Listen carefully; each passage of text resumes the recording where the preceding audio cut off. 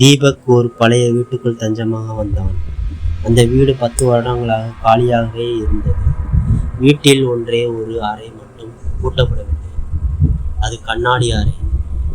தீபக் ஜாஸ்தியாக சாகசம் செய்ய விரும்பினான். அந்த அறையை திறந்தான். அங்கிருந்த பழைய கண்ணாடியில் தன்னுடைய பிரதிபலனை பார்த்தான்.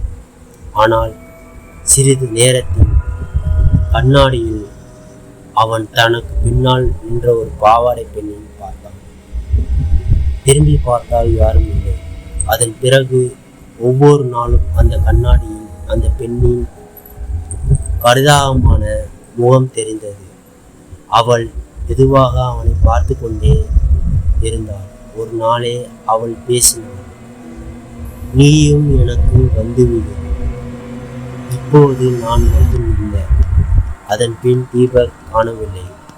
ஆனால் அந்த வீட்டுக்குள் யாரேனும் கண்ணாடியில் பார்த்தால் 2 பேரின் பிரதிபலனம் தெரிகிறது.